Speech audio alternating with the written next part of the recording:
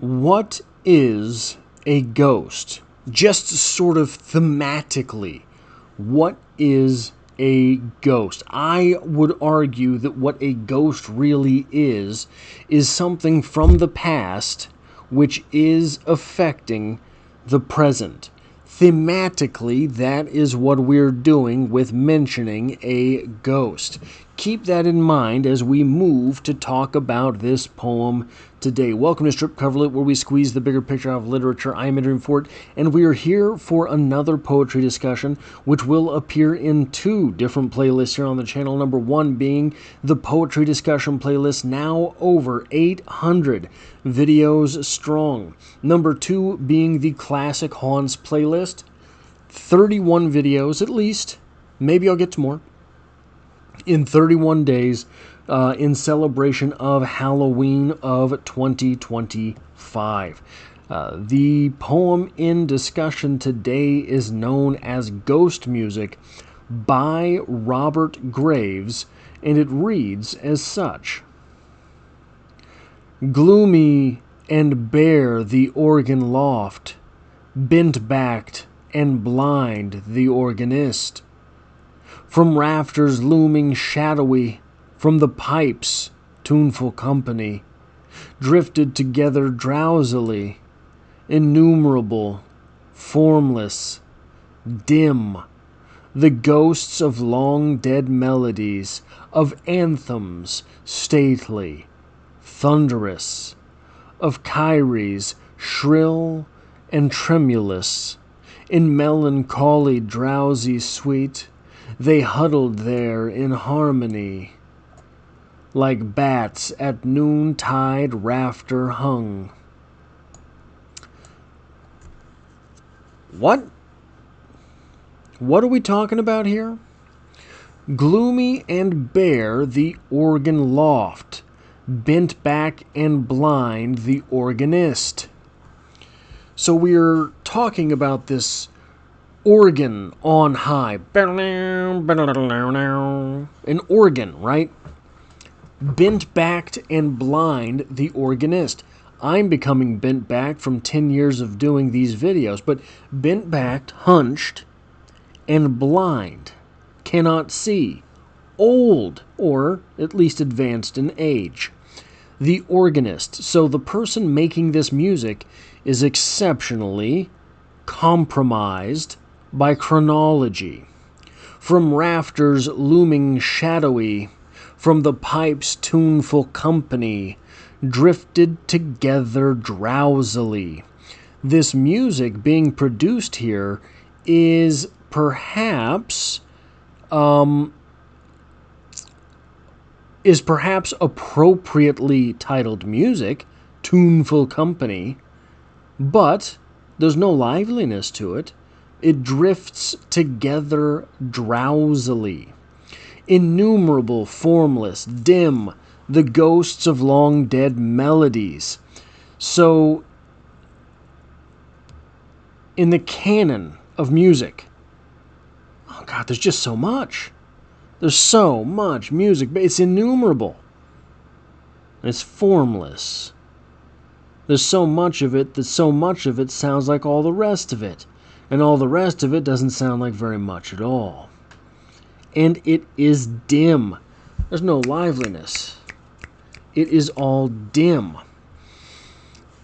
The ghosts of long-dead melodies, of anthems, stately, thunderous, of kyries, shrill and tremulous. This music, it might be recognizable as important. It might be recognizable as great, stately, great. It might be recognizable as all of these things, but there's no juice there, baby. It's all dead, long dead melodies. In melancholy drowsy sweet, they huddled there in harmony, like bats at noontide, rafter hung. This is an interesting closing to this poem because, number one, There's no alternative statement said here. This poem is just observation. This poem is just description, not prescription. We are not even being brought into the poem in order to make a judgment of our own, really. Obviously, because it's a poem, it is an argument, and you can make your own assessment thereof, but we are never given the floor in this poem. For example, one of the things that I say about Bukowski, I love Bukowski because essentially what he's doing in his poetry is he's inviting you into the poem that you might judge him. If you're judging him, then hey, all the stress is off of you, and you get to learn something from the experience. This poem never offers us that platform. This poem is just saying, hey, here's this stuff.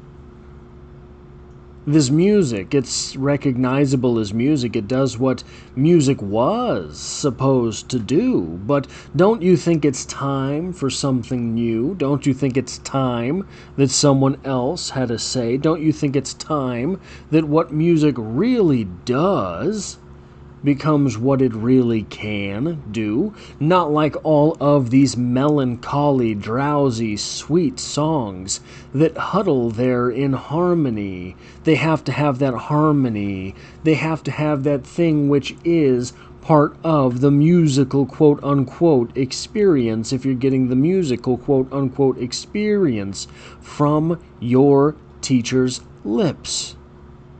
What is official with music has to be done in this way. In my opinion, that's where the real argument of this piece is. It's a poem largely of description in that there's no chance given to the reader to pass their own judgment.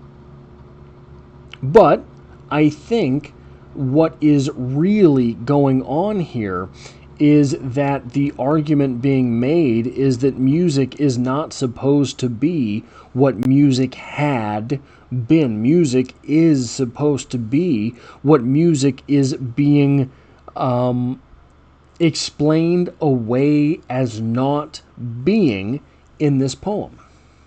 This poem is making the case of the gloomy and bare organ music played by bent-backed and blind organists.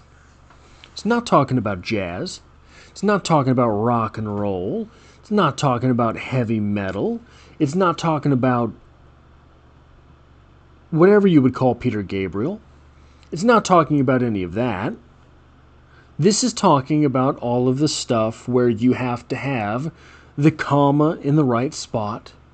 You have to have the T's crossed, the I's dotted, the parenthetical phrases neatly put away. This poem is literature arguing against that music. You know, you don't get cross-genre poetry a lot. Cross-medium, I guess I should say, poetry a lot. You don't get a lot of poems talking all that much about music. You don't get all those poems talking all that much about television, talking all that much about movies. In my opinion, part of that is because there is something pure about poetry. But what that really means, what that toggle really gets to do, is say that if there is, because there is something so pure about the art of poetry, if there is something impure in another art, poetry gets to call it out pretty fast. That is interesting to me. Poetry is whereby the soullessness, perhaps, of older music gets to be called out. It's not music calling out poetry. that is what I have for this poetry discussion. If you like or appreciate what it is that I do here, hitting the like button really does help me out, as it tells YouTube to share this video with other literature lovers if you find yourself here by chance but not design. Literature is the only thing I do on this channel, dropping multiple videos every single week, and as always, I hope to have you back for the next one.